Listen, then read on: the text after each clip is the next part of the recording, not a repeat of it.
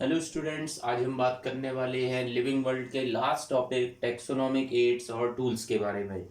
So what is taxonomic aid और tools? ये जो हैं ये लैब दोनों लेबोरेटरी और फील्ड स्टडीज़ के लिए रिक्वायर्ड होते हैं। इसमें हम correct identification study of species इनसे आसानी से किया जा सकता है। ये अपने में एक इंफॉर्मेशन गैदर करके रखते हैं और स्टोर करते हैं इंफॉर्मेशन को फ्यूचर रेफरेंस के लिए। तो इनमें स्पेसिमेंस को जो है कलेक्ट किया जाता है, प्रिजर्व किया जाता है और स्टोर किया जाता है। ये एक तरीके की, अगर हम इनकी डेफिनेशन पर जाएं तो ये एक तरीके का स्टोर हाउस ऑफ इंफॉर्मेशन भी हो सकते हैं।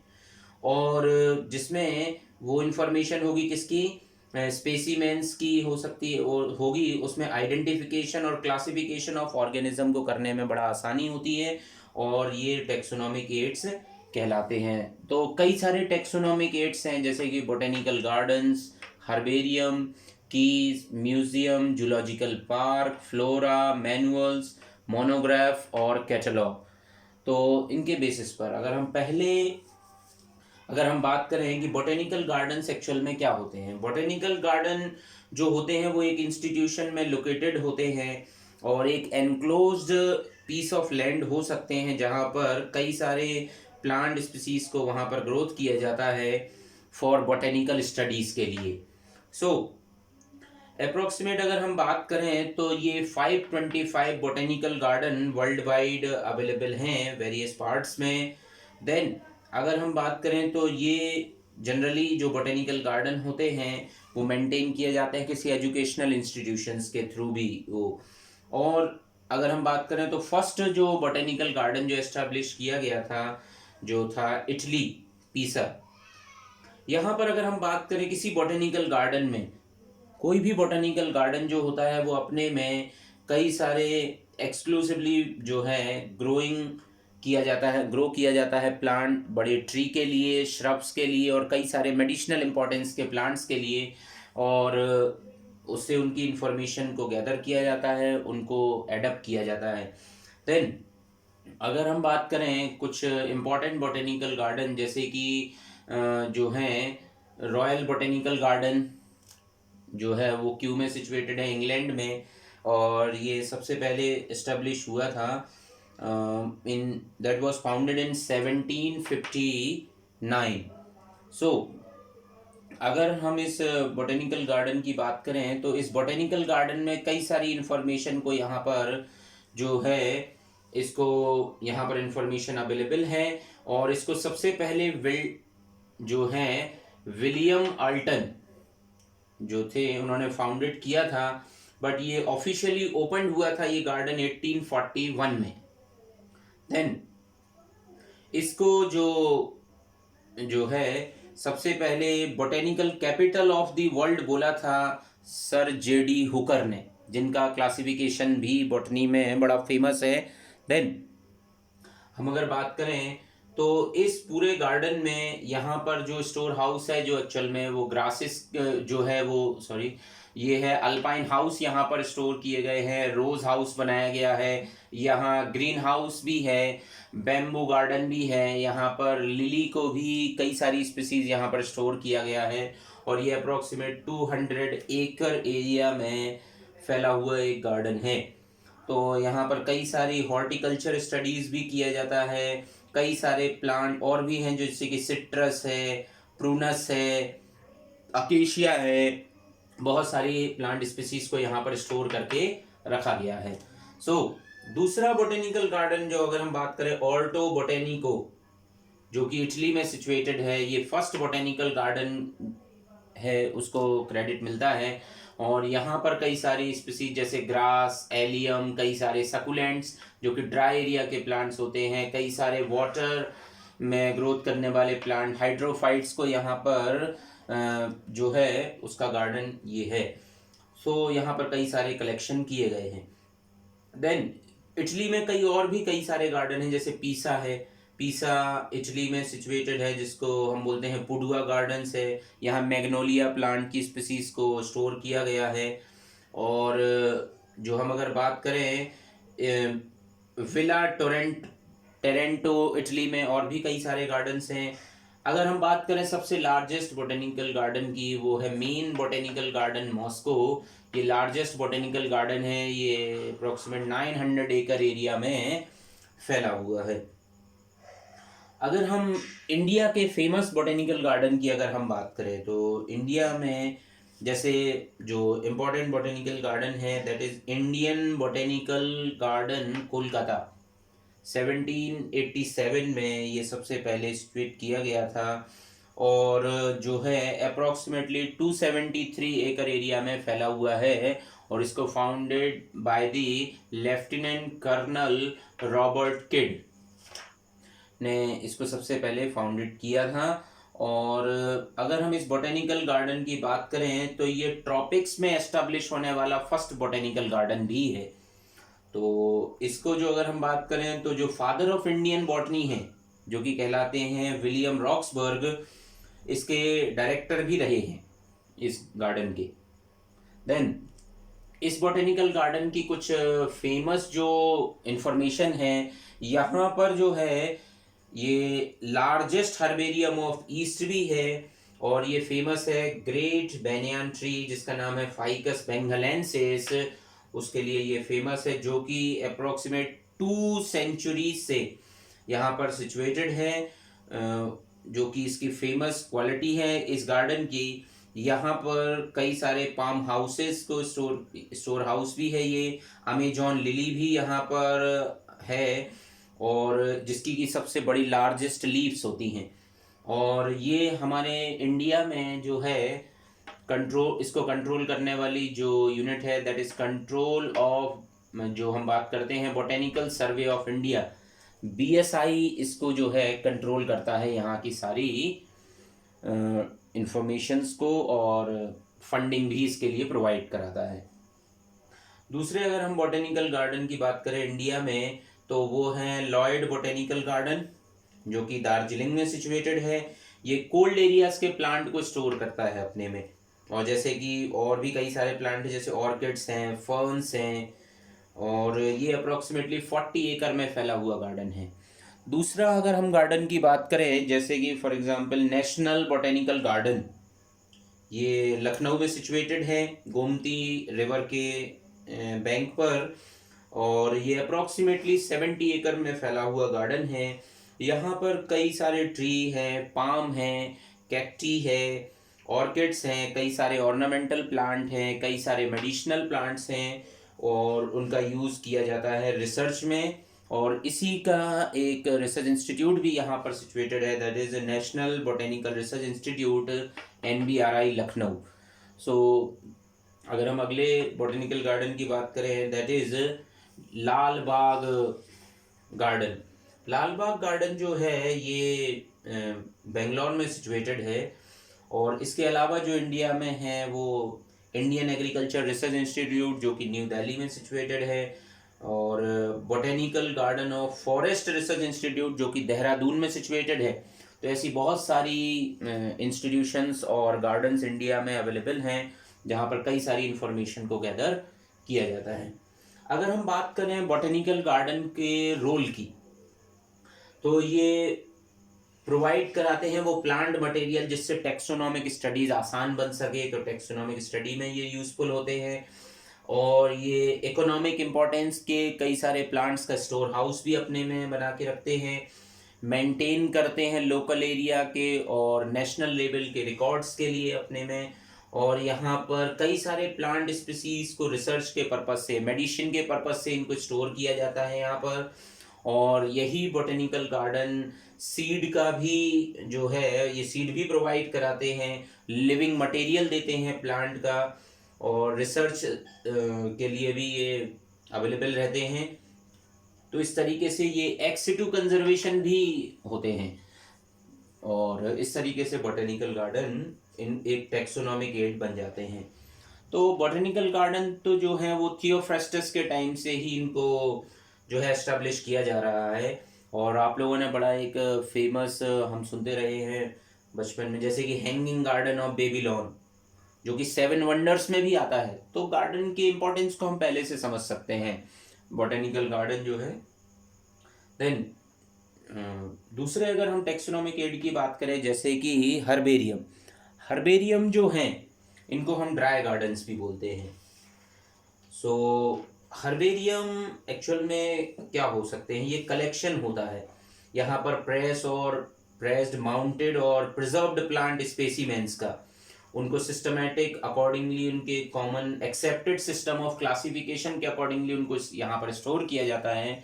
तो ये यहाँ पर प्लांट्स को कलेक्ट किया जाता है, उनको ड्राई किया जाता है, प्रेस किया जाता है, प्रिजर्व किया जाता है, बट किसी शीट पर, जिससे कि उससे आसानी से इंफॉर्मेशन गैदर किया जा सके।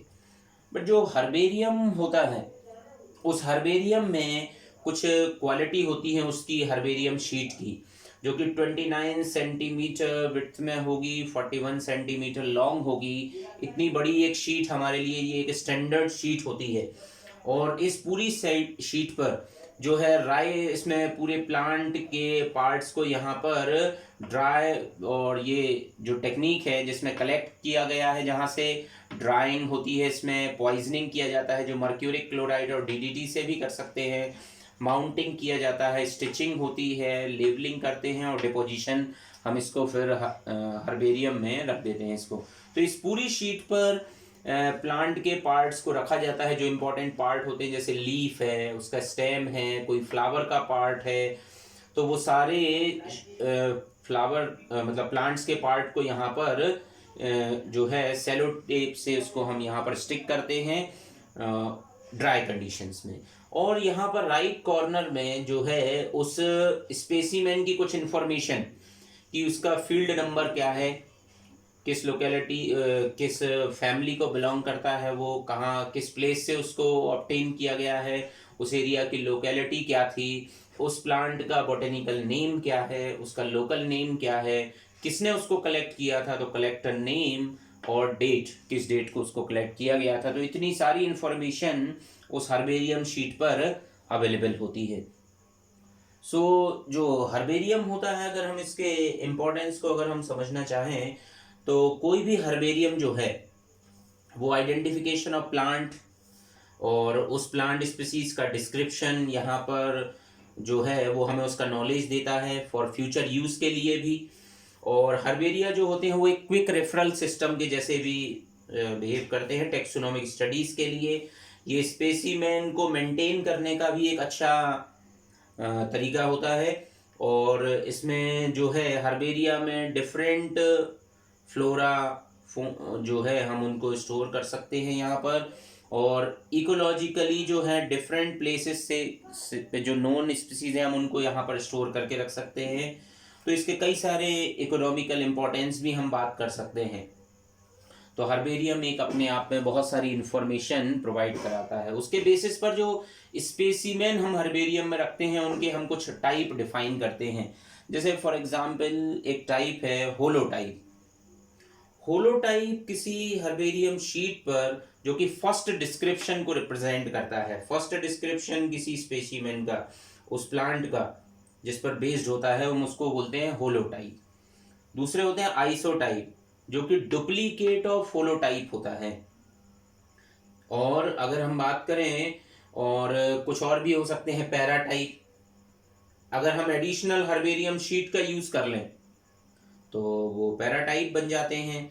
अगर हम बात करें सिनटाइप, तो सिनटाइप वो है इन केस ऑफ अगर होलोटाइप अगर लॉस हो गया है, ओरिजिनल प्लांट अगर नहीं बचा हुआ है, तो हम हर्बेरियम शीट प्रिपेयर कर सकते हैं उस प्लांट की सेम स्पीसीज से, दैट इज कॉल्ड सिनटाइप।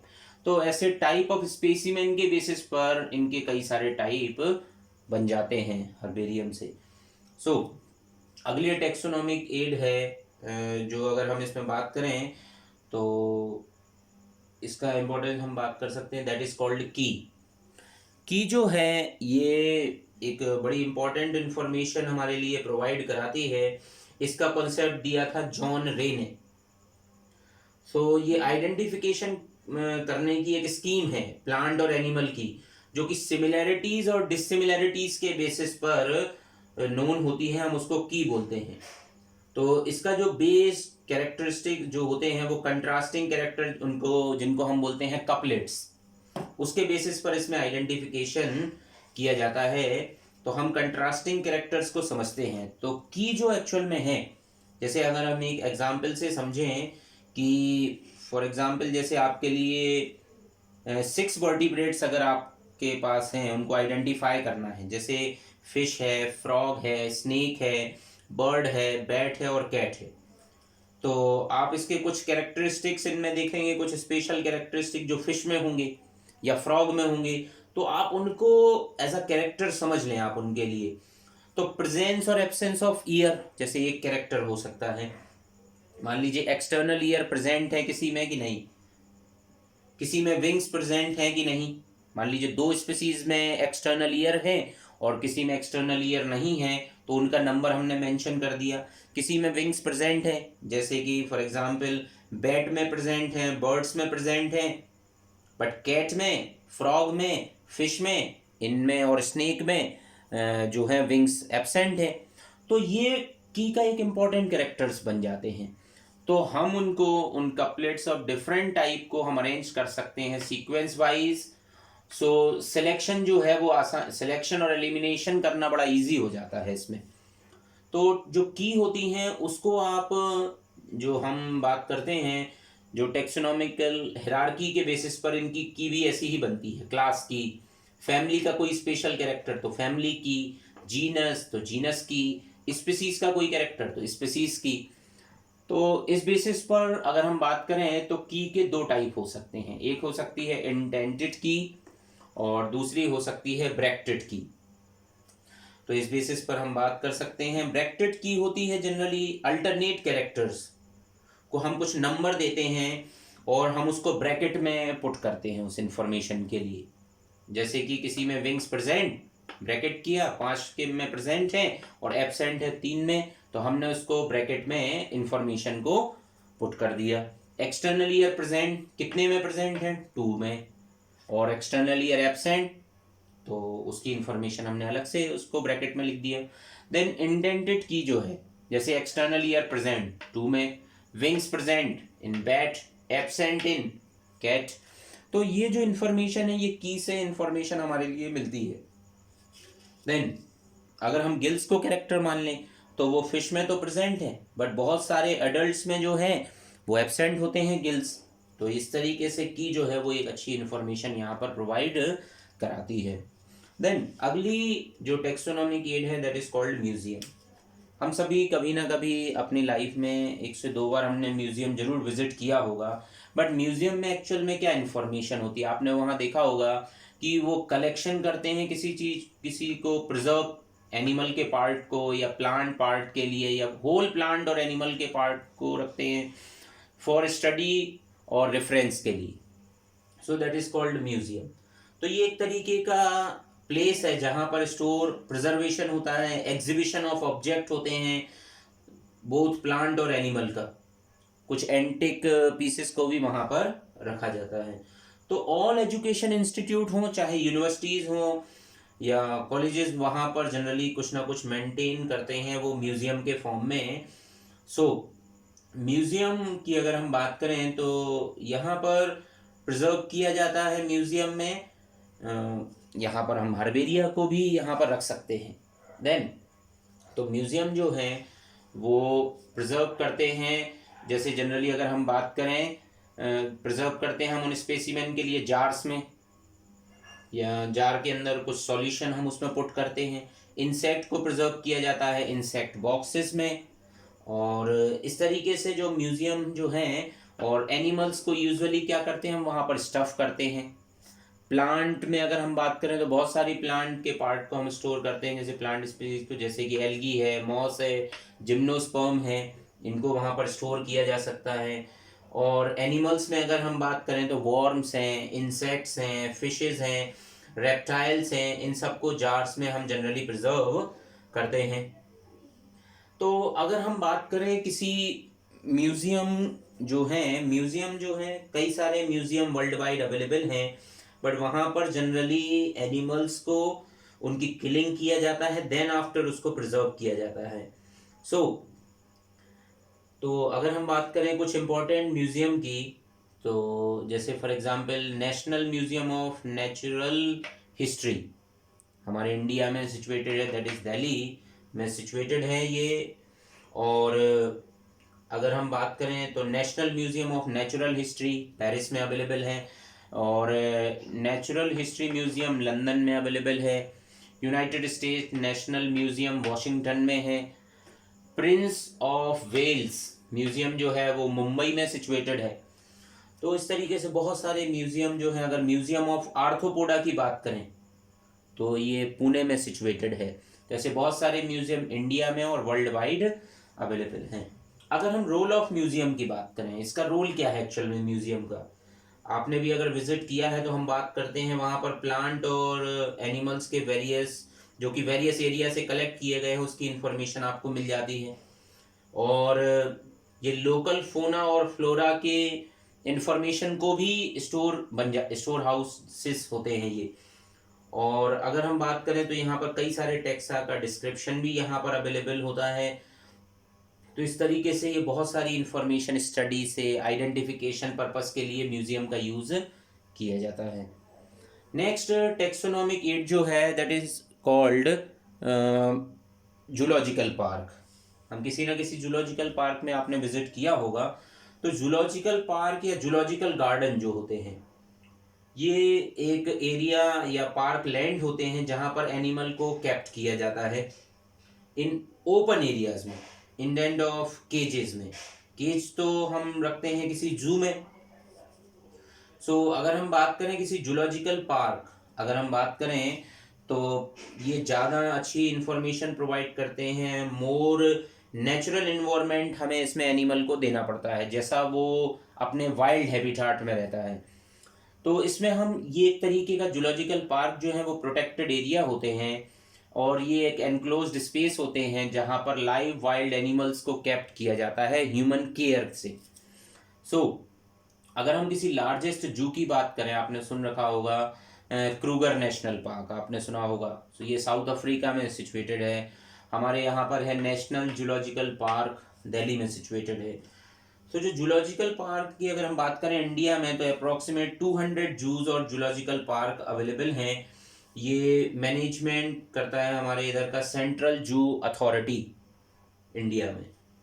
तो जूलॉजिकल पार्क यहाँ पर कई सारे, हम अगर इनमें बात करें तो कई सारे एक्वेरिया भी यहाँ पर होते हैं जिनमें फिशेस को रखा जाता है।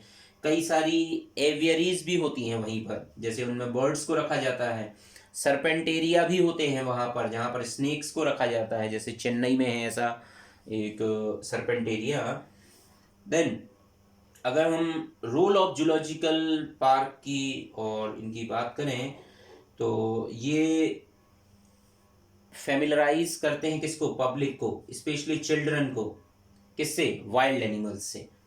और लाइव एनिमल स्टडी भी स्टूडेंट यहाँ पर कर सकते हैं क्योंकि डायरेक्टली फॉरेस्ट में जाना इजी नहीं है। तो जूलॉजिकल पार्क्स बनाए जाते हैं कई सारे, और सोर्स ऑफ टूरिस्ट अट्रैक्शन तो होते ही हैं। ये एक्सिटू कंजर्वेशन का भी एक अच्छा एग्जाम्पल है। यहाँ पर एंडेंजर्ड एनिमल को भी प्रोटेक्ट करके रखा जा सकता है। देन तो ये कई सारी इंफॉर्मेशन अवेलेबल कराते हैं। Next is flora. फ्लोरा अगर हम बात करें तो किसी पर्टिकुलर एरिया के किसी प्लांट की अगर हम बात करें तो एक्चुअल अकाउंट ऑफ हैबिटाट और डिस्ट्रीब्यूशन, उस एरिया में कितने प्लांट हैं उनका सारी इन्फॉर्मेशन को देना ही फ्लोरा है। जैसे फॉर एग्जांपल अगर हम एक बात करें फ्लोरा ऑफ ब्रिटिश इंडिया की बात करें जिसको लिखा था जेडी हुकर ने, तो उन्होंने उनका ये बन गया फ्लोरा। तो फ्लोरा एक इंफॉर्मेशन देता है वहाँ के habitat, environmental condition, seasonal changes, description of plant. इस तरीके से। देन अगर हम दूसरे अगर टेक्सोनोमिक एड की बात करें जैसे मैनुअल एक तरीके का बुक ऑफ इंस्ट्रक्शंस भी हो सकती है जिसमें कि इंफॉर्मेशन होती है identification of name of species, कोई एक पर्टिकुलर एरिया में जो होती है उससे बनाया जाता है मैनुअल। तो कंप्लीट लिस्टिंग और description of plant growing in particular area, जैसे अगर हम एग्जांपल बात करें मैनुअल ऑफ कल्टीवेटेड प्लांट, इसको लिखा था जैसे LH बेली ने। तो ये एक तरीके का मैनुअल है जिसमें सारी इंफॉर्मेशन एक पर्टिकुलर एरिया के कौन कौन से प्लांट ग्रोथ होते हैं उसका इंफॉर्मेशन आपको मिल जाएगी। अगला टेक्सोनॉमिक एड है जैसे कि मोनोग्राफ। मोनोग्राफ जो हैं ये एक तरीके का पब्लिकेशंस है जिसमें जो है कई सारे members aspects of biology taxonomic group जो कि रिलेट कराते हैं आइडेंटिफिकेशन, नोमेनक्लेचर, क्लासिफिकेशन, इसके पर्पज से इनका यूज़ किया जाता है मोनोग्राफ। तो इनमें information of any one tax on की अगर हम बात करें, जैसे लिखा था जैसे एन.टी. मिरोव ने किसकी इंफॉर्मेशन दी है इस मोनोग्राफ में, जैसे जीनस पाइनस, पाइनस जीनस की सारी इंफॉर्मेशन एन.टी. मिरोव ने अपने मोनोग्राफ में मेंशन किया है। तो इस तरीके से ये इंफॉर्मेशन यहाँ पर मिल जाती है मोनोग्राफ्स में।